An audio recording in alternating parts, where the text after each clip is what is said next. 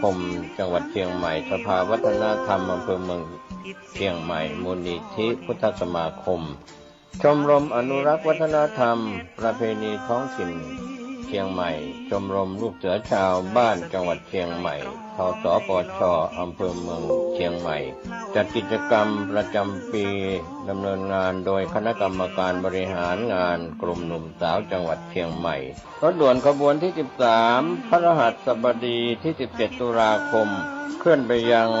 พุทธสถานเชียงใหม่ตำบลช้างคานอำเภอเมืองเชียงใหม่จังหวัดเชียงใหม่ 20 นาฬิกามีพิธีวันมอบโล่ก็เป็นกิจกรรมใน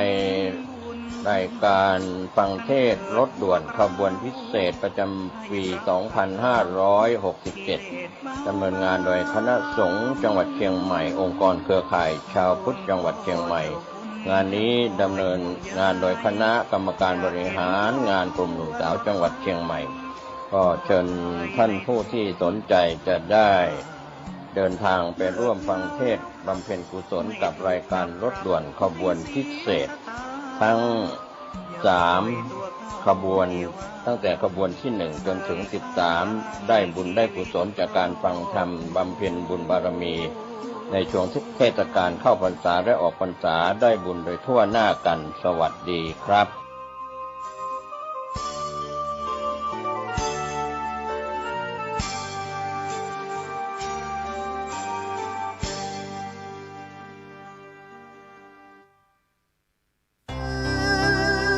พิธีเทวาภิเษกวันปิยมหาราชรัชกาลที่ 5 วัดดอนจันทร์อำเภอเมืองจังหวัดเชียงใหม่เชิญร่วมพิธีทำบุญตักบาตรสืบชะตาพิธีพุทธาภิเษกตะกรุดดินเผาปีที่ 5 และพระรอดดินเผาปีที่ 1 วันพุธที่ 23 ตุลาคม พุทธศักราช 2567 วันที่ 21-22 ตุลาคม 2567 วัดรับบริจาคดอกกุหลาบแดงขาวชมพูจำนวนมากวันที่ 22 ตุลาคม 2567 นำเอาดอกกุหลาบจัดถวายที่วิหารร5วันที่ 23 ตุลาคม 2567 รับบริจาคโรงทานตลอดทั้งวันวันที่ 23 ตุลาคม 2567 เวลา 7:30 นาทีทำบุญตักบาตรเวลา 9:39 นาทีพิธีสืบชะตาเสริมดวงเวลา 19:19 นาทีพิธีบวงสรวงพระปิยมหาราชรัชกาลที่ 5 เวลา 19:39 นาทีถึง 23 นาฬิกาพิธีพุทธาภิเษกตะกรุดดินเผาปีที่ 5 และพระรอดดินเผาปีที่ 1 ติดต่อวัดดอนจันทร์โทร 053-240-184ท่านกำลังติดตามรับฟังสถานีวิทยุกระจายเสียงพระพุทธศาสนาแห่งชาติและสังคมคลื่นเพื่อการศึกษาพระพุทธศาสนาและวัฒนธรรมระบบ FM 104.5 เมกะเฮิรตซ์รายการต่อไปเป็นรายการคดีโลกคดีธรรม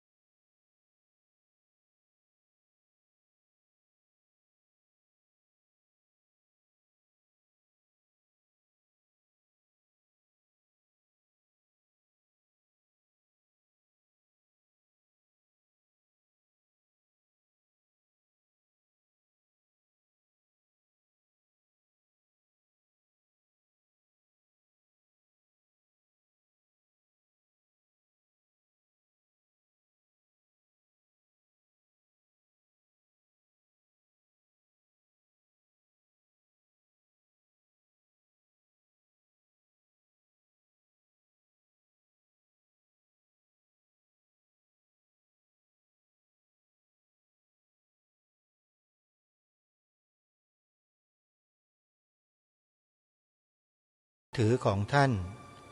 ติดตามรับฟังรายการคดีโลกคดีธรรมและรายการธรรมะสาระดีๆจากสถานีวิทยุพระพุทธศาสนาแห่งชาติคลื่นต่างๆได้ตลอด24ชั่วโมงแอปพลิเคชันนี้รวบรวมสถานีวิทยุพระพุทธศาสนาแห่งชาติไว้ด้วยกันมากถึง47สถานีทั่วประเทศไทยทุกภูมิภาคท่านอยู่ในภูมิภาคใดสามารถติดตามรับฟังสถานีวิทยุในภูมิภาคของท่านได้ผ่านแอปพลิเคชันดังกล่าวนี้จึงขอเรียนเชิญเจริญพรญาติโยมสาธุชนทุกท่านช่วยกันเผยแพร่แอปพลิเคชันนี้ไปให้ทั่วถึงกันเพื่อให้พี่น้องผองไทยของเราได้ศึกษาเรียนรู้พระธรรมคำสอนขององค์สมเด็จพระสัมมาสัมพุทธเจ้าซึ่งเป็นสัจธรรมความจริงของชีวิตเพื่อให้เกิดการรู้เท่าทันจะได้ไม่ต้องทุกข์ไม่ต้องลำบากในขณะที่ยังมีลมหายใจกันอยู่เรียกว่าดับทุกข์กันได้ตอนมีลมหายใจแต่ต้องฟังต้องศึกษาเรียนรู้ในเบื้องต้นกันก่อนนะโยมนะสถานีวิทยุทั้งหลายทั้งปวงที่อยู่ในแอปพลิเคชันที่ชื่อว่าวิทยุพุทธศาสนาทั่วไทยแอปนี้ให้ความรู้แก่เราตลอด24ชั่วโมงเลยไม่ว่าเราจะทุกเวลาไหนกี่โมงกี่ยามแอปพลิเคชันนี้เป็นเพื่อนทุกข์ของเราดับทุกข์ให้เราได้ถ้าไม่เชื่อลองดาวน์โหลดไปฟังกันดูนะโยมแล้วจะทราบเองโทรศัพท์ที่สามารถดาวน์โหลดแอปพลิเคชันนี้ได้ต้องเป็นโทรศัพท์ระบบเดียวเท่านั้นคือระบบ Android ถ้าใครมีโทรศัพท์มือถือระบบ Android สามารถดาวน์โหลดได้เลยยกตัวอย่างเช่นโทรศัพท์ยี่ห้อดังต่อไปนี้เซี่ยวมี่หัวเว่ยซัมซุงโซนี่ Oppo Redmi หรือว่าเซี่ยวมี่แล้วก็ตระกูลพวกนี้ได้หมดยกเว้น iPhone iPad โหลดไม่ได้ถามเหตุผลว่าเพราะอะไรตอบได้ชัดเจนว่าไม่ทราบถ้าหากว่าใครต้องการจะทราบให้โทรไปถามที่วัดป่าจริยธรรมนะเพราะที่วัดนี้เป็นผู้พัฒนาระบบแอปพลิเคชันนี้ขึ้นมาเพื่อตอบสนองความต้องการของผู้ที่สนใจธรรมะเพื่อรองรับสถานีวิทยุธรรมะสถานีวิทยุพระพุทธศาสนาของครูบาอาจารย์ของเราทั่วราชอาณาจักรถ้าสถานีวิทยุใดที่ออกอากาศสถานีวิทยุของวัดวาอารามต่างๆนะครับที่เปิดธรรมะออกอากาศอยู่เป็นปกติถ้าต้องการจะเข้าแพลตฟอร์มอยู่ในระบบแอปพลิเคชันนี้ร่วมกันให้ท่านติดต่อไปที่วัดป่าจริยธรรมได้เลยขอเข้าแอปพลิเคชันนี้ได้ติดต่อไปที่หมายเลขโทรศัพท์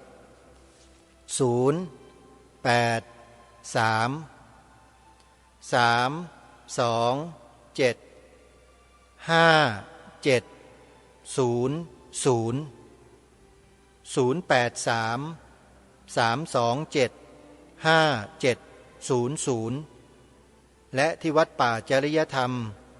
จะมีงานถวายผ้ากฐินในวันที่19ตุลาคมหลังออกพรรษาได้2 วันวันเสาร์ที่19ตุลาคมก็จะถวายผ้ากฐินกันกฐินปีนี้ของวัดป่าจริยธรรมเน้นให้พวกเรามีส่วนร่วมสร้างมหาอุโบสถของทางวัดให้แล้วเสร็จเท่าที่สามารถจะช่วยกันได้ญาติโยมเพราะใช้ระยะเวลามายาวนานมากติดโควิด ลำบากรำบนกันมากมายหลายประการพอถึงโอกาสวันนี้เวลานี้ถ้าเราสามารถร่วมกันได้ก็ขอเชิญชวนนะญาติโยมร่วมด้วยช่วยกันสร้างมหาอุโบสถวัดป่าจริยธรรมกันให้แล้วเสร็จเราจะได้ใช้ประโยชน์ร่วมกันใช้ได้ทุกคนโยมใครไปใครมาจะมาใช้สถานที่นี้บำเพ็ญภาวนาศึกษาวิปัสสนากรรมฐานได้เลยมาได้เลยวัดป่าจริยธรรมรองรับทุกเดือนตั้งแต่วันที่1ถึงวันที่7ของทุกเดือนจะมีการจัดคอร์สอบรมวิปัสสนากรรมฐานนะใครจะมาก็มากันได้7วันวัดหนองกายตำบลสันป่ายางอำเภอแม่แตงจังหวัดเชียงใหม่ไม่ทราบเหมือนกันว่าได้รับผลกระทบเรื่องอุทกภัยที่ผ่านมาด้วยหรือไม่แต่ที่ผ่านมานั้นที่อำเภอเมืองเชียงใหม่น้ำท่วมใหญ่ในปีนี้หนักกว่าทุกปีและที่หนักกว่าที่อำเภอเมืองก็คือพี่น้องชาวอำเภอสารพีจังหวัดเชียงใหม่อาตมาภาพขอแสดงความห่วงใยเป็นสุดซึ้งตอนที่น้ำท่วมเมื่อวันที่5 ตุลาคมเมื่อวันที่5 ตุลาคมต่อเนื่องมาถึงวันที่6 ตุลาคมเสาร์อาทิตย์ที่ผ่านมาเนี่ยอาตมาภาพก็โทรศัพท์คุยกันกับท่านเจ้าอาวาสวัดฝายหิน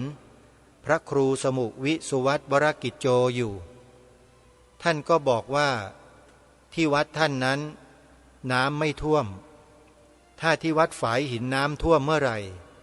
เมืองเชียงใหม่ทั้งเมืองจมอยู่ในมหาสมุทรท่านว่าอย่างนั้นเพราะวัดฝายหินนั้นอยู่บนเขาโยมถ้าวัดฝายหินน้ำท่วมเมื่อไหร่ก็ไม่ต้องอยู่กันแล้วเมืองเชียงใหม่นี้ท่านว่านะอาตมาภาพก็เลยโล่งอกโล่งใจไปแต่ญาติโยมที่อยู่ในพื้นราบเนี่ยน่าเห็นใจกันมาก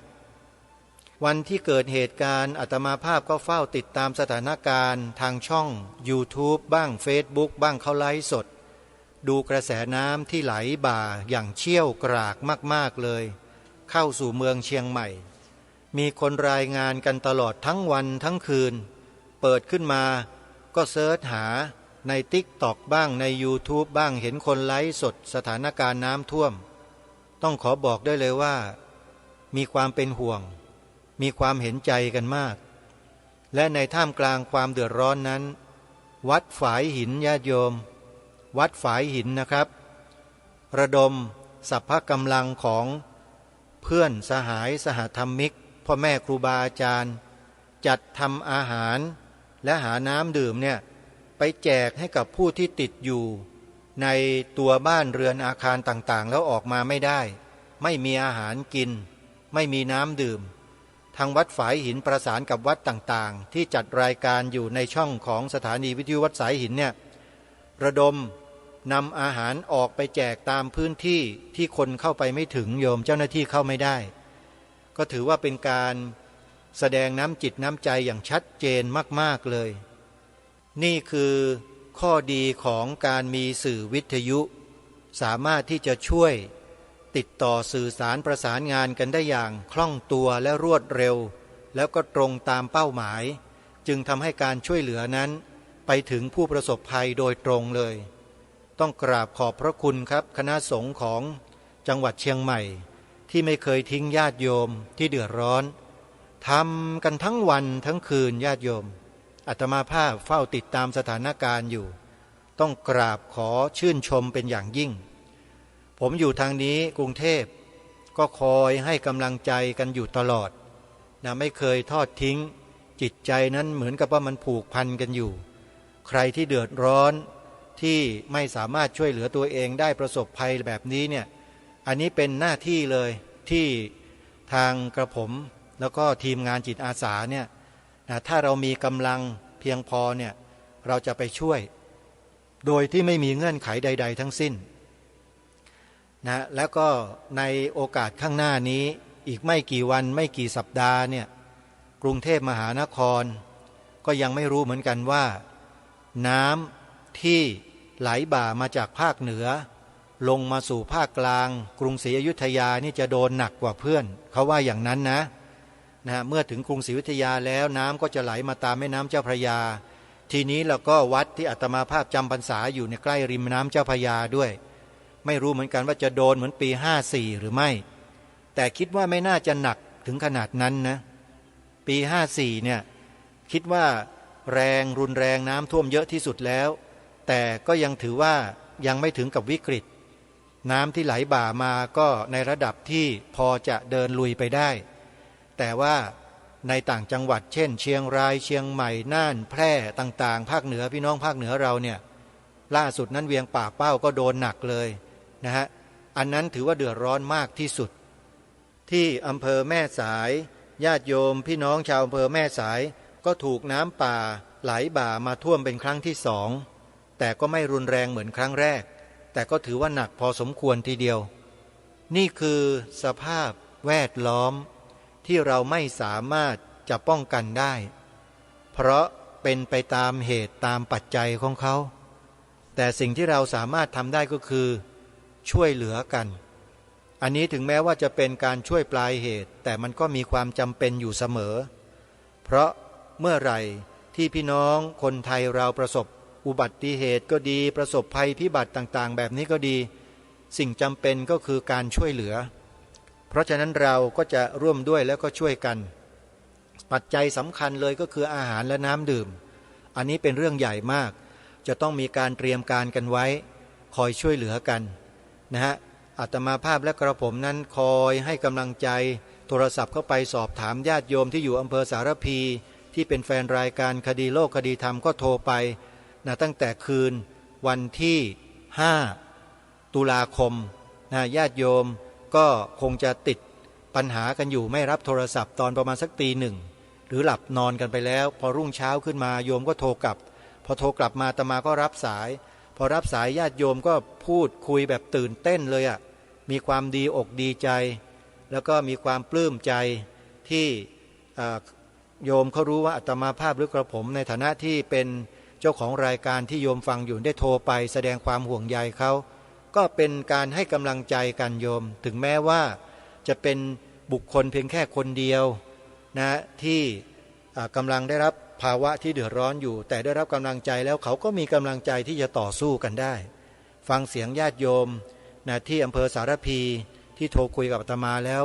โยมมีกำลังใจมากเลยนี่แหละเป็นตัวอย่างบุคคลอีกคนหนึ่งที่แสดงถึงความมีกำลังใจในการต่อสู้กับภัยพิบัติต่างๆโดยไม่หวั่นเกรงไม่หวั่นกลัวแล้วก็มีกำลังใจต่อสู้ตลอดนะฮะสิ่งสำคัญที่โยมบอกในวันนั้นก็คือโยมมีความเชื่อมั่นในพระรัตนตรัยมีความศรัทธาในพระสัมมาสัมพุทธเจ้าทำบุญไปวัดไปวาตลอดแต่คนอื่นเขามองโยมเป็นคนประหลาดบอกเลยก็เลยบอกโยมไม่ต้องไปสนใจเขาสิ่งที่โยมทำเนี่ยรู้ไหมมันส่งผลให้โยมตอนที่เกิดภัยพิบัตินี่แหละแล้วโยมจะรู้เองว่าระหว่างคนที่มีสติสัมปชัญญะฝึกฝนอบรมตนด้วยศีลสมาธิปัญญาทานศีลภาวนาอยู่ตลอดเนี่ยพอถึงคราวคับขันแล้วบุคคลเหล่านี้ส่วนมากเนี่ยจะรอดหมดเลยแต่คนที่ไม่ได้ฝึกฝนอบรมตนมานี่ส่วนมากก็จะลำบากและทุกข์ยากกันหนักแสนสาหัสด้วยโยมเขาบอกว่าจริงโยมเขาพูดว่าจริงนะอาตมาภาพไม่ได้พูดเองโยมยืนยันเลยว่าใช่ท่านโยมเชื่อมั่นเลยขนาดโยมกับชาวบ้านที่อยู่ในละแวกเดียวกันเนี่ยเขาโดนกันหนักกว่าแต่โยมโดนไม่หนักแปลกมากโยมเชื่อเรื่องบุญโยมว่าอย่างนั้นอาตมาภาพก็เลยกำชับบอกว่าโยมบุญธรรมะกุศลต่างๆเนี่ยนะเป็นที่พึ่งของเราได้จริงๆนี่คือสิ่งที่โยมพิสูจน์ได้แล้วเจอได้ด้วยตนเองโยมก็บอกว่าใช่โยมเชื่อมากๆเลยเพราะบุญแท้ๆเราทำแต่บุญให้ทานทำกุศลตลอดพอเกิดภัยอย่างนี้ขึ้นมาเรามีปัญหาไม่มากเหมือนกับคนอื่นเขาโยมดีใจแล้วแถมยังได้ช่วยคนอื่นด้วยโยมว่างั้นนี่แหละฮะท่านผู้ฟังคนที่ทำแต่คุณงามความดีอยู่ในกุศลธรรมตลอดเวลาถึงวิกฤตอะไรต่างๆที่เกิดขึ้นก็จะเห็นชัดเลยว่านอกจาก ตัวเขานั้นจะปลอดภัยแล้วยังช่วยคนอื่นได้อีกด้วยนี่คือการทำบุญฮะเพราะฉะนั้นญาติโยมทำบุญกันไว้นะสร้างเสบียงบุญเอาไว้เถอะจะเป็นที่พึ่งของเราได้ในคราววิกฤตหรือแม้แต่ในคราวที่เราละจากโลกนี้ไปแล้วบุญนั่นก็เป็นที่พึ่งของเราได้ไปตลอดเลยนี่คือความจริงนะไม่ใช่เรื่องหลอกลวงนะโยมเป็นความจริงแท้ด้วยพระสัมมาสัมพุทธเจ้าเนี่ยตรัสยืนยันไว้เลยเพราะฉะนั้นจงสั่งสมบุญกันไว้โยมพระพุทธเจ้าตรัสไว้ว่าสุโขปุญญัสสะอุจจโยการสั่งสมบุญนำสุขมาให้เหมือนกับคุณโยมที่สารพีที่ประสบภัยน้ำท่วมอย่างรุนแรงแต่ก็ไม่ได้เดือดร้อนมากนั่นแหละโยมยืนยันว่าโยมเพราะบุญแท้ๆโยมทำบุญอธิษฐานจิตอธิษฐานขอเทพเทวาปกปักรักษาดูแลคุ้มครองคุณงามความดีทั้งหลายทั้งปวงทำให้บ้านของโยมนั้นถูกน้ำท่วมน้อยกว่าคนอื่นไม่ใช่ว่าสูงกว่านะที่เดียวกันฮะแต่มีวิธีการป้องกันได้ดีอย่างทันการนี่เขาเรียกว่าไม่ประมาทเห็นไหมฮะมีสติมีสัมปชัญญะระวังป้องกันตนเองเอาไว้แล้วก็ปลอดภัยได้ขออนุโมทนาบุญด้วยนะโยมที่ฟังอยู่ที่สารพีทุกคนทุกท่านให้กำลังใจและเป็นกำลังใจให้ช่วงนี้น้ำน่าจะลดลงไปเกือบทั้งหมดแล้วแหละก็คิดว่าคงจะไปไหลต่อไปในจังหวัดอื่นๆนะไม่ว่าจะเป็นลำพูนลำปางน่านแพร่อะไรต่างๆทางโน้นนะก็เตรียมการรองรับกันไว้โยมแล้วก็จะไหลลงมาสู่ภาคกลางโดยลำดับโดยเฉพาะที่พระนครศรีอยุธยาแล้วก็บางพื้นที่ของกรุงเทพมหานครก่อนที่จะเข้าสู่เมืองหลวงส่วนในก็น้ำก็จะไหลบ่าสูงขึ้นนะฮะนี่ก็คือเหตุการณ์ล่าสุดที่เกิดขึ้นที่จังหวัดเชียงใหม่นะชาวเชียงใหม่เองก็ไม่เคยคิดว่าในเมืองเชียงใหม่จะต้องประสบกับอุทกภัยอย่างหนักเหมือนอย่างปีนี้อันนี้ถือว่าเป็นสัญญาณแล้วกันท่านผู้ฟังที่กำลังฟังรายการอยู่ที่เชียงใหม่นะนี่คือสัญญาณที่บอกเตือนชาวเชียงใหม่ว่าต่อไปในอนาคตสถานการณ์ลักษณะเช่นนี้จะเกิดขึ้นอีกแล้วจะมีความหนักและรุนแรงมากยิ่งขึ้นกว่านี้เตือนนะฮะอันนี้เตือนกันไว้เพราะแนวโน้มของอุทกภัยในจังหวัดเชียงใหม่ที่ผ่านมาระยะเวลา100 ปีเนี่ยนะไม่เคยมีน้ำท่วมใหญ่ขนาดนี้มาก่อนอันนี้ชาวเชียงใหม่พูดเองนะเมื่อเรานึกถึงเรื่องสถิติและทรัพยากรธรรมชาติสิ่งแวดล้อมแล้วเนี่ยบวกกับคำพยากรณ์ของครูบาอาจารย์หรือของใครต่อใครก็แล้วแต่สายมูหรือสายวิทย์น่าจะเป็นคำพยากรณ์ของกรมอุตุของนักวิทยาศาสตร์ธรณีวิทยาอะไรแล้วแต่เถอะตรงกันหมดเลยเขาบอกว่าสภาวะแวดล้อมโลกมันเปลี่ยนถูกทำลายเสียหายไปเยอะต่อแต่นี้ไปมนุษย์ในโลกจะต้องเตรียมกายเตรียมใจรองรับภัยพิบัติอันรุนแรงขึ้นเรื่อยๆใครๆก็พูดกันอย่างนี้ทั้งนั้นเลยท่านผู้ฟังเพราะฉะนั้นอย่าประมาทไม่ได้แช่งนะแต่มันเป็นการพยากรณ์ตั้งสมมุติฐานบนพื้นฐานของความเป็นจริงมนุษย์เราทำลายทรัพยากรธรรมชาติป่าไม้ไว้เยอะมากและเมื่อธรรมชาติมันมีการเปลี่ยนแปลงผันผวนเกิดภัยพิบัติที่รุนแรงขึ้นมาเนี่ยเราก็ต้องเตรียมการรองรับภัยพิบัติเหล่านั้นให้ดีใครที่อยู่ในที่ต่ำๆที่เคยน้ำท่วมแล้วลำบากเนี่ยนะท่วมหนักในที่ต่ำๆเนี่ยรู้ตัวกันเนี่ยฮะใครที่อยู่ตรงนั้นน่ะเตรียมขยับขยายไปอยู่บนพื้นที่สูงกันได้แล้วโยมไม่ใช่ให้กลัวกันนะค่อยๆเป็นค่อยๆไปอย่าตื่นกลัวเพราะความรุนแรงมันจะค่อยๆเกิดขึ้นปีหนึ่ง3 ปี5 ปี10 ปีอาจจะเจอสักครั้งหนึ่งแต่มันรุนแรงขึ้นสมมุติว่าปีนี้น้ำท่วมเท่านี้อีก5 ปีข้างหน้ามันจะมากกว่านี้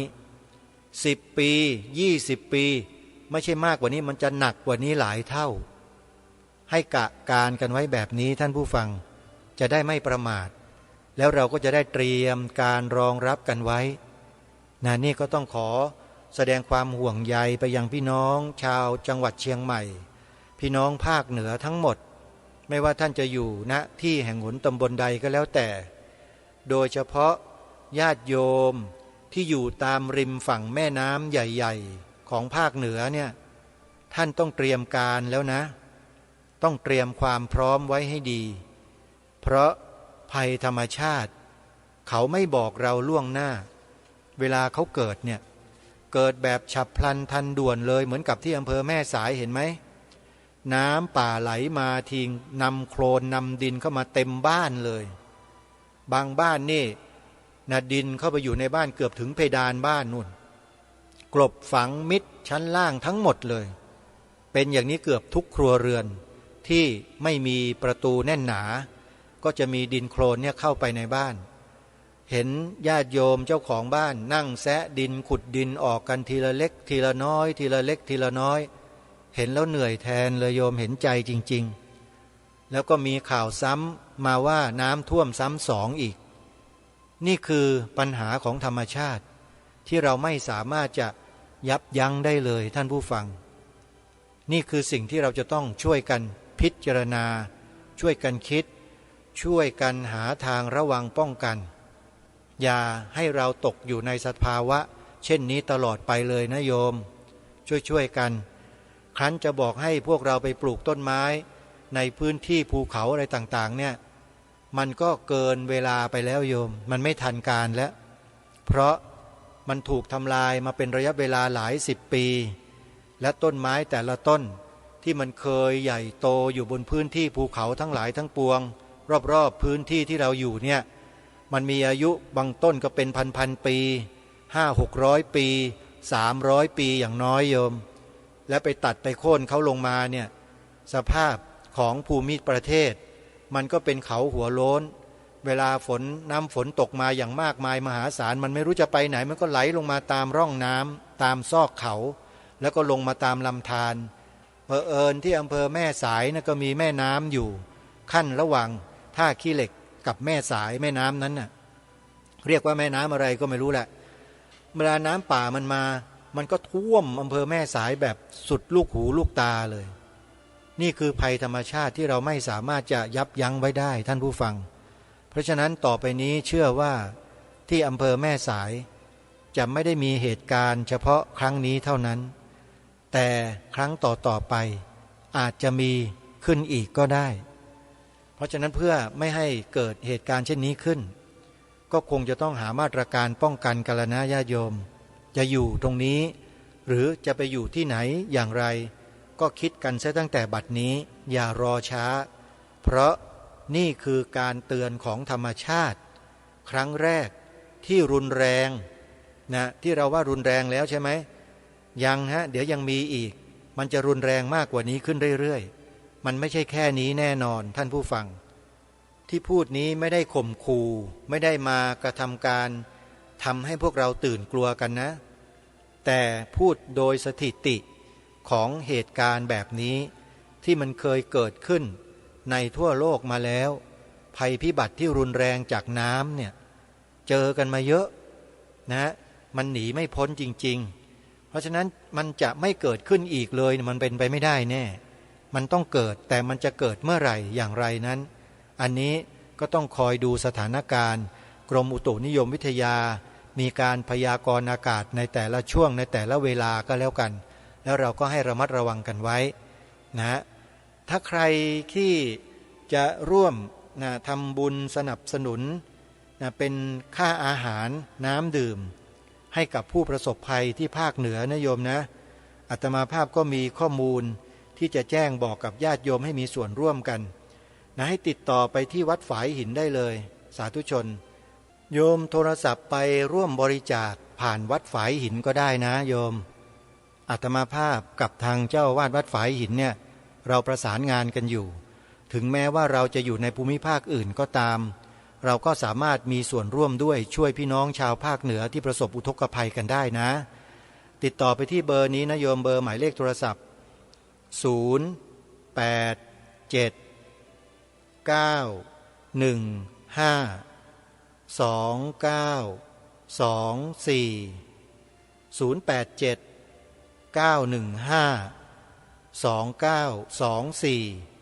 ้าอาวาสวัดฝายหินนะโยมนะท่านจะเป็นผู้ประสานงานกับมูลนิธิชมรมสมาคมที่คอยช่วยเหลือผู้ประสบภัยอยู่น่าจะทำให้บรรเทาเบาบางลงไปได้บ้างอย่างน้อยเราก็มีส่วนร่วมในการที่จะช่วยเหลือผู้อื่นร่วมกันรายการคดีโลกคดีธรรมก็ใช้เสียงให้เป็นประโยชน์เป็นสื่อให้พวกเราเนี่ยได้มีส่วนร่วมด้วยช่วยกันญาติโยมนะใครที่จะร่วมช่วยเหลือพี่น้องชาวภาคเหนือที่ประสบอุทกภัยโดยเฉพาะพี่น้องชาวอำเภอสารพีหนักที่สุดเลยโยมนะโทรไปที่วัดฝายหินนะ087-915-2924อนุโมทนาบุญทุกท่านเมื่อกี้นี้พูดถึงวัดหนองกายโยมอยู่ที่อำเภอแม่แตงเชียงใหม่ตรงนั้นก็น่าจะมีโอกาสได้เห็นสายน้ำที่ไหลอยู่บริเวณรอบๆของวัดเช่นกันไม่รู้เหมือนกันว่าทางวัดหนองกายญาติโยมของเรานั้นเป็นอย่างไรบ้างยังไงก็โทรศัพท์มาแจ้งรายการคดีโลกคดีธรรมให้ทราบบ้างนะโยมนะก็จะได้รายงานให้กับพี่น้องในภูมิภาคอื่นๆที่ฟังรายการอยู่ได้ทราบด้วยกันโทรศัพท์มาที่อาตมาได้เลย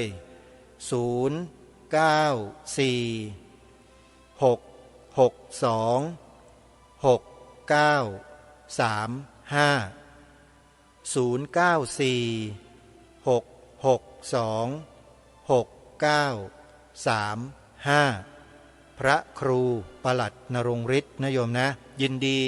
ที่จะประสานงานให้ต้องการให้ช่วยเหลือเรื่องใดส่วนใดมีความจำเป็นอะไรคุยกันโยมอาตมาจะได้ประสานไปที่วัดฝายหินของท่านพระครูแล้วก็จะได้ร่วมด้วยช่วยกันเนี่ยนะญาติโยมเมื่อเกิดภัยพิบัติขึ้นเนี่ยอันนี้เป็นการซ้อมนะอาตมาภาพถือว่าเป็นการซ้อมแบบเล็กๆซ้อมย่อยๆเดี๋ยวมันจะมีซ้อมใหญ่นะมันจะมีซ้อมใหญ่แล้วทีนี้มันจะเผชิญกับเหตุการณ์จริงในครั้งต่อๆไปเพราะฉะนั้นถือว่าเป็นการซักซ้อมกันไว้เวลาเกิดภัยเช่นนี้ขึ้นเราจะประสานกันแบบไหนจะทำยังไงให้เกิดความรวดเร็วตรงนี้เป็นเรื่องที่มีความจำเป็นการบริหารจัดการนั้นเป็นเรื่องสำคัญมากในสถานการณ์ที่ฉุกเฉินเนี่ยผู้ประสานงานโดยเฉพาะทางวัดฝายหินเองเนี่ยเหมาะสมเลยเพราะอยู่ในภูมิประเทศที่เหมาะมากเมื่อมองลงไปแล้วจะเห็นเมืองเชียงใหม่นี่ชัดเจนเลยนะวัดฝายหินเพราะว่าอยู่บนที่สูงวัดศรีโสดาก็อยู่บนที่สูงโยมวัดพระธาตุดอยสุเทพไม่ต้องพูดถึงเลยอยู่บนเขายอดเขานู่นท่านเหล่านี้อยู่รอดปลอดภัยจากน้ำท่วมแน่นอนแล้วท่านก็ยินดีที่จะประสานงานคอยช่วยเหลือพี่น้องที่อยู่ในที่ลุ่มต่ำแล้วก็มีน้ำท่วมก็ช่วยกันโยมใครที่ไม่ได้เกิดความเสียหายเดือดร้อนเนี่ยเราก็เจียดปัจจัยของเราข้าวสารอาหารแห้งอาหารสดน้ำดื่มที่จำเป็นเนี่ยระดมไปเลยไม่ว่าวัดไหนครูบาอาจารย์เรารูปไหนที่เขามีการประกาศช่วยเหลืออย่าระดมไปเลยไปที่วัดโยมเอาของไปให้ท่านเดี๋ยวท่านจะแปลสภาพเองเป็นวัตถุดิบข้าวสารก็ได้จะเป็นปลากระป๋องจะเป็นบะหมี่กึ่งสำเร็จรูปจะเป็นเส้นหมี่ก๋วยเตี๋ยวอะไรก็แล้วแต่เดี๋ยวทางวัดเขาจัดการเองแล้วท่านก็จะได้เอาไปช่วยผู้ที่ประสบภัยนี่แหละความร่วมแรงร่วมใจร่วมมือกันเนี่ยมันเป็นการรักษาซึ่งกันและกันเอาไว้โยมรักษาชีวิตและให้ความเป็นอยู่ที่ดีแก่กันและกันไว้เขาเรียกว่าพึ่งพาอาศัยซึ่งกันและกันสำนักวัดวาอารามต่างๆที่อยู่ในจังหวัดเชียงใหม่เนี่ยที่ท่านไม่ได้รับการเดือดร้อนเนี่ยท่านก็คอยที่จะประสานช่วยเหลือญาติโยมพุทธบริษัทญาติโยมโดยทั่วๆไปที่รับความเดือดร้อนอยู่อย่างต่อเนื่องอาตมาภาพได้ติดตามสถานการณ์ไลฟ์สดของครูบาอาจารย์หลายๆท่านเห็นแล้วก็มีความชื่นใจดีใจที่พระสงฆ์เราไม่ว่าจะอยู่ในภูมิภาคใดพื้นที่ใดของประเทศนะโยมท่านมีน้ำจิตน้ำใจเมตตากรุณาเช่นนี้กันทั้งนั้นเลยไม่ว่าท่านจะอยู่บนพื้นที่ใดก็แล้วแต่ถ้ารู้ข่าวรู้คราวเนี่ยมีโอกาสท่านก็จะคอยร่วมด้วยช่วยกันเสมอรายการคดีโลกคดีธรรมก็ขอเป็นกระบอกเสียงขอเป็นกระบอกข่าว นะให้กับพี่น้องที่อยู่ในภูมิภาคอื่นๆได้ทราบว่าพี่น้องภาคเหนือของเราตอนนี้กำลังได้รับความทุกข์ความเดือดร้อนกันอย่างมากเพราะน้ำที่มันมากมายมหาศาลเนี่ยมันไหลท่วมทับเข้ามาในพื้นที่อยู่อาศัยของพวกเรานะพี่น้องของเราแล้วก็ลำบากในเรื่องของอาหารการกินในเรื่องของน้ำดื่มเป็นจำนวนมากนะใครที่จะร่วมด้วยช่วยกันก็อย่าลืมนะติดต่อไปที่วัดฝายหินได้เลยโยมนะติดต่อสอบถามท่านอาจารย์พระครูสมุวิสุวัตได้เลยโทรศัพท์นะหมายเลข087 915 2924 087 915 2924ก็ถือว่าเป็นศูนย์ประสานงานช่วยเหลือผู้ประสบภัยน้ำท่วมที่ภาคเหนือก็แล้วกันนะฮะอันนี้ผมก็ขออนุญาตท่านอาจารย์พระครูเลยนะเผื่อญาติโยมโทรศัพท์เข้าไปก็ช่วยอำนวยความสะดวกแจ้งบอกกับญาติโยมนิดหนึ่งว่าจะให้ติดต่อไปยังหน่วยงานไหนอย่างไรนะครับก็ถือว่าช่วยกันอนุโมทนาบุญกับทุกท่านญาติโยมพวกเรายังไงก็จะต้องอยู่ด้วยกันไปอีกนานหลายปีโยมแล้วเราจะต้องเจอสถานการณ์ในลักษณะเดียวกันเนี้ยไปอีกไม่รู้กี่ครั้งแล้วไม่รู้จะเจอที่ไหนจะเกิดที่ไหนบ้างแต่ยังไงก็ตาม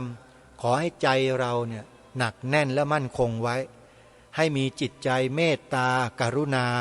ซึ่งกันและกันเอาไว้นะเพราะความเมตตาความกรุณานี้แหละที่มันจะรักษาโลกใบนี้ไว้ได้พระพุทธเจ้าตรัสไว้ชัดเจนเลยว่าโลกาปัตถัมภิกาเมตตาเมตตาธรรมค้ำจุนโลกเรามีเมตตาต่อกันมีกรุณาช่วยเหลือกันเราจะอยู่ร่วมกันได้ไปอีกนานแสนนานเลยนี่แหละเขาเรียกว่าลักษณะไทยลักษณะไทยของเรามีรากฐานมาจากอะไรอันนี้ถ้าใครฟังรายการคดีโลกคดีธรรมมาตลอดนี่คงไม่ต้องตอบเรารู้กันอยู่แล้วแต่ตอบให้ผู้ที่ไม่รู้สักนิดนึงการที่เรามีน้ำจิตน้ำใจเมตตากรุณากันอยู่เช่นนี้ได้เนี่ยเพราะเรามีรากฐานทางจิตใจคืออะไรคือคำสอนในพระพุทธศาสนาญาติโยมลองดูสิฮะคน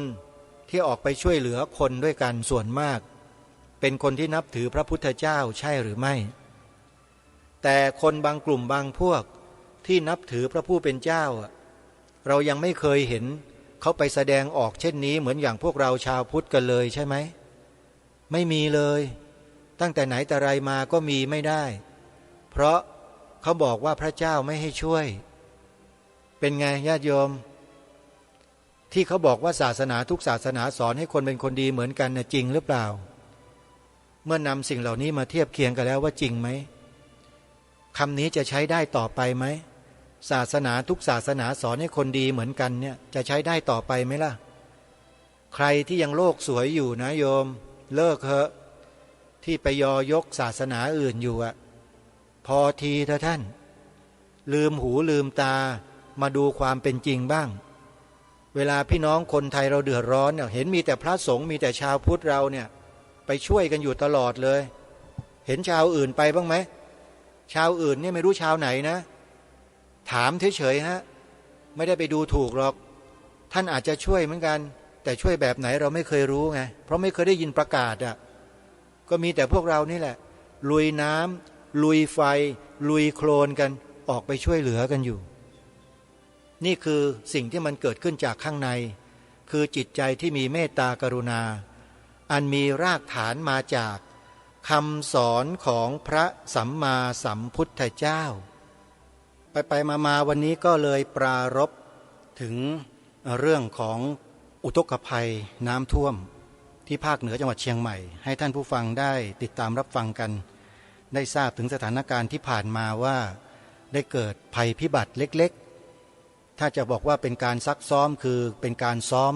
อมเล็กๆซ้อมย่อยๆในการบริหารจัดการช่วยเหลือผู้ประสบภัยและก็ผู้ที่ได้รับผลกระทบก็เป็นการซักซ้อมในการระวังป้องกันตนเองจากอุทกภัยแบบนี้ซึ่งมันไม่ได้เกิดแค่ครั้งนี้แน่ท่านผู้ฟัง มันจะมีมาอีกแต่เมื่อไหร่เราไม่ทราบอย่างน้อยๆการเกิดขึ้นของอุทกภัยครั้งนี้เนี่ยเป็นการเตือนและเป็นการบอกให้เรารู้ล่วงหน้าว่าสิ่งแวดล้อมและธรรมชาติของโลกณเวลานี้เนี่ยเริ่มแปรปรวนมากยิ่งขึ้นผันผวนมากยิ่งขึ้นและจะมีแนวโน้มว่ารุนแรงมากยิ่งขึ้นเพราะฉะนั้นเมื่อเราทราบเช่นนี้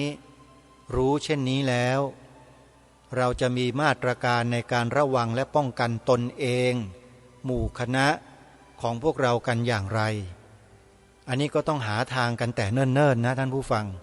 อย่าปล่อยให้ระยะเวลามันยาวนานจนกระทั่งลืมบางคนเราบางทีเนี่ยอยู่กันไปมันมีปัญหาปีนี้67พอปี68ไม่มี69ไม่มานะ70เงียบ71ไม่มี72นิดหน่อยพอปี73ญาติโยมจำได้ไหมหลวงปู่ศิลาท่านทำนายไว้ว่าปี73เนี่ยมันจะรุนแรงหนักเหลือเกินจริงไม่จริงหรืออย่างไรเราไม่ทราบแต่เพื่อความไม่ประมาทเราควรจะหาวิธีระมัดระวังป้องกันให้ถึงที่สุดให้ดีที่สุดไว้ดีกว่าไหมเนี่ยอันนี้แหละคือสิ่งที่มาเตือนมาบอกพวกเรากันให้พวกเราได้ตื่นตัวกันอยู่ตลอดเวลาเพราะภัยธรรมชาตินั้นเราไม่สามารถที่จะกำหนดได้ว่ามันจะรุนแรงหรือไม่รุนแรงอย่างไรเวลามันเกิดขึ้นทีนึงเนี่ยเราก็ตั้งตัวกันไม่ทันแล้วเหมือนอย่างที่อำเภอแม่สายจังหวัดเชียงรายเป็นต้นเกิดน้ำป่าไหลหลากมาท่วมท้นเข้ามาสู่ในเมืองแม่สายจนกระทั่งเดือดร้อนกันไปหมดนะดินโคลนที่ไหลมากับสายน้ำเข้าไปอยู่ในบ้านของคนเราเนี่ยเต็มบ้านเลยชั้นล่างของตึกอาคารพาณิชย์แต่ละคูหาแต่ละหลังเนี่ยดินโคลนเข้าไปอยู่ในนั้นกันเกือบเต็มห้องเลยข้างล่างชั้นล่างทั้งหมดแล้วตามถนนมันจะขนาดไหนท่านผู้ฟังลองคิดดูก็แล้วกัน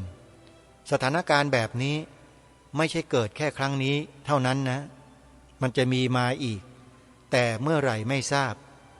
แต่ให้พวกเราระมัดระวังและป้องกันกันไว้ดีกว่านะฮะก็ขอฝากพวกเราทุกท่านทุกคนว่าอยู่ด้วยความไม่ประมาทแล้วก็ให้บริหารจัดการตนเองครอบครัวของเราหมู่คณะของเราหมู่บ้านตำบลอำเภอจังหวัดของเราเนี่ยให้ดีตรงไหนที่ปลอดภัยเราก็ควรจะแสวงหาที่ตรงนั้นกันไปอยู่ไปอาศัยกันถ้าตรงไหนที่มันเกิดเหตุการณ์ขึ้นแล้วมันอาจจะเกิดขึ้นอีกแล้วมันก็มีสภาพลักษณะเช่นนี้รุนแรงกว่านี้อีกเนี่ยเราจะยังคงอยู่กันแบบนี้ต่อไปไหมตรงนี้ก็ต้องคิดกันตั้งแต่บัดนี้ไปเลยรอไม่ได้จริงๆเพราะเพียงแค่ไม่กี่สัปดาห์เห็นไหมฮะที่แม่สายพอกำลังจะรื้อฟื้นสภาพหมู่บ้านนะสถานที่อยู่อาศัยน้ำมาอีกแล้วระลอกหนึ่งที่ผ่านมาชัดเจนนะนี่คือธรรมชาติยากต่อการคาดเดาจริงๆท่านผู้ฟังวันนี้ไปมาก็เลยไม่ได้ปรารภไม่ได้นำเนื้อหาสาระของหนังสือพุทธศาสนสุวรรณภูมิปกรณ์มาอ่านให้ท่านสาธุชนได้ฟังก็ถือว่ายกให้กับสถานการณ์ที่เกิดขึ้นที่ผ่านมาคือน้ำที่ไหลบ่ามาท่วมจังหวัดเชียงใหม่ตามแม่น้ำสายที่มีชื่อว่าแม่น้ำปิงนะโยมนะและผู้ที่ได้รับความเดือดร้อนมากที่สุดในจังหวัดเชียงใหม่คือพี่น้องชาวอำเภอสารพีสถานที่ตรงนั้นอยู่ริมน้ำแม่ปิงแล้วก็เป็นสถานที่ลาดลุ่มต่ำน้ำจึงท่วมเยอะที่สุดเดือดร้อนมากที่สุดแต่ก็ยังไม่รุนแรงเหมือนกับที่แม่สายจังหวัดเชียงรายที่นั้นน้ำไหลมาจากภูเขาที่สูงนำโคลนนำดินลงมาถล่มทลายบ้านของผู้คนเป็นจำนวนมากเสียชีวิตกันไปหลายชีวิตแต่ที่อำเภอสารพีที่เชียงใหม่เนี่ยน้ำค่อยๆไหลบ่าเข้ามา ไหลบ่าเข้ามาตามซอกตามซอยตามถนนต่างๆแล้วก็ท่วมค่อยๆท่วมขึ้นมาก็ไม่รุนแรงมากแต่ถามว่าเดือดร้อนไหมเดือดร้อนเหมือนกันถึงแม้ว่าจะเป็นระยะสั้นๆแต่การฟื้นฟูสภาพของพื้นที่ก็ต้องใช้เวลาพอสมควรเลยทีเดียวแล้วก็ทราบมาว่าพายุที่จ่อกำลังจะเข้ามาในเมืองไทยเราเนี่ยตามที่กรมอุตุนิยมวิทยาท่านได้คาดการณ์เอาไว้เนี่ยยังมีพายุอีก9 ลูก9 ลูกนะท่านผู้ฟังฟังให้ดี9 ลูกแล้วมันก็จะเข้ามาบริเวณเดิมนั่นแหละผ่านเวียดนามลาวตอนบนเข้าสู่ภาคเหนือลงมาทางอีสานบางส่วนนะและจะหนักไปทางภาคเหนือกันแล้วก็ทางภาคตะวันตกนะบางส่วนก็ให้ระมัดระวังนะคอยติดตามรับฟังข่าวสารข้อมูลจากทางการให้ดีแล้วก็เตรียมทีหนีทีไล่กันไว้บริหารจัดการกันให้เหมาะสมกับสภาพพื้นที่นะไม่ว่าจะเป็นเรื่องของยานพาหนะที่จะใช้ในน้ำเช่นเรือต่างๆนะที่มีความจำเป็นก็จะต้องเตรียมกันไว้การอพยพผู้คนออกจากพื้นที่เสี่ยงภัยจะทำอย่างไรก็ต้องมีการศึกษาเตรียมความพร้อมเอาไว้ให้หมดทุกด้านเลยนี่คือสิ่งที่จะต้องทำกันนะอย่ารอช้ารอไม่ได้เพราะน้ำมามันไม่บอกว่าจะมาตอนไหนมาเวลาใดหนักรุนแรงขนาดไหนเขาไม่บอกเราไม่ได้เขามาเลยมาอย่างเต็มที่เต็มแรงเลยนะเหมือนอย่างตัวอย่างที่ได้กล่าวไปที่แม่สายนั่นแหละสาธุชนผู้ฟังทุกท่านในช่วงท้ายรายการที่เหลืออยู่นี้ก็ขอย้ำกับพวกเราท่านทุกท่านว่าการมีน้ำจิตน้ำใจการแสดงออกทางน้ำจิตน้ำใจของพวกเราเนี่ยต่อผู้ที่ได้รับความเดือดร้อนจากภัยธรรมชาติเนี่ยยังมีความจำเป็นอยู่ทุกเมื่อขอให้เรารักษาคุณงามความดีในจิตใจของเราเช่นนี้กันไว้นะโยมนะอย่าทอดทิ้งกันพี่น้องผองไทยเราอ่ะโดยเฉพาะพวกเราที่นับถือศาสนาพุทธอย่าแบ่งชั้นอย่าแบ่งแยกช่วยเข้าไปเถอะใครที่เป็นมนุษย์ด้วยกันเนี่ยช่วยแล้วได้บุญได้อานิสงส์เยอะนะโยมอย่าไปเลือกอย่าไปแยกส่วนคนอื่นเขาจะเลือกเขาจะแยกเขาจะไม่ช่วยพวกเราเพราะอ้างคำสอนของศาสดาอย่างนู้นอย่างนี้ไม่เป็นไรโยมก็เขาสอนกันมาแบบนั้นน่ะเราจะไปว่าเขาก็ไม่ได้ก็ให้เขาว่ากันไปอย่างนั้นพระพุทธเจ้าตรัสสอนเรื่องกรรมมาไว้โยมกรรมมุนาวัตตตีโลโกสัตว์โลกย่อมเป็นไปตามกรรมและกรรมนั้นไม่มีใครทำให้เราได้นะเราทำกันเองด้วยตัวของเราเองคนอื่นมีหน้าที่คอยแนะคอยบอกให้พวกเราทำแต่เราเป็นผู้กระทำเองกรรมต่างๆใครทำกรรมเช่นใดไว้ก็จะได้รับผลกรรมเช่นนั้นสัจธรรมความจริงของมนุษย์เทวดามารพรหมทั้งหลายทั้งปวงแม้แต่พระสัมมาสัมพุทธเจ้าก็หนีไม่พ้นกรรมสาธุชนเชื่อไหมพระพุทธเจ้าหนีไม่พ้นกรรมนะคราหนึ่งจำได้ไหมในพุทธประวัติที่เราเรียนกันนะพระสัมมาสัมพุทธเจ้าถูกสะเก็ดหินที่พระเทวทัตกลิ้งลงมาจากเขาคิชกูฏกระเด็นมาโดนห่อพระโลหิตนั่นหมายความว่าบาดเจ็บนะการทำให้พระสัมมาสัมพุทธเจ้าบาดเจ็บถึงห่อเลือดเป็นอนันตริยกรรมนะโยมพระเทวทัตจึงถูกธรณีสูบเป็นเลยเกิดมาแล้วและไม่ใช่เฉพาะพระเทวทัตอย่างเดียวนางจินจมาวิกาก็ธรณีสูบพระสุปปพุทธะซึ่งเป็นพระปริยญาติในฝ่ายของพระเทวทัตก็ถูกธรณีสูบเห็นไหมถูกกระสูบกันเยอะเนี่ยเพราะกระทำกรรมอันหนักเพราะฉะนั้นเราอย่าได้ประมาทกับเรื่องของกรรมจงสร้างทำพูดคิดแต่กรรมที่ดีกันไว้ และบุญกุศลที่เกิดขึ้นจากการกระทำกรรมความดีนั่นแหละจะคอยปกป้องรักษาคุ้มครองเราเองไม่มีใครเขาทำให้เรานะบุญกุศลเนี่ยที่เราทำไว้นั่นแหละจะคุ้มครองตัวเราเรื่องนี้ไม่เชื่ออย่าลบหลู่เพราะ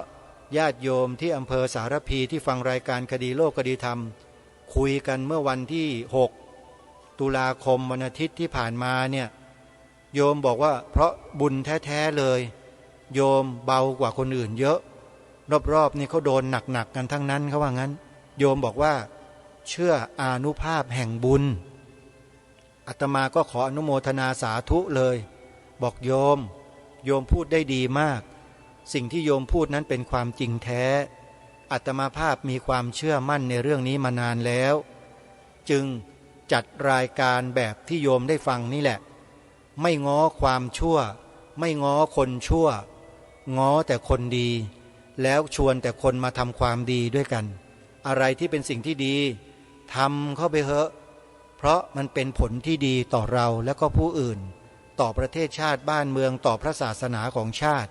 ต่อสถาบันพระมหากษัตริย์ของเราทั้งนั้นเลยทำไปเลย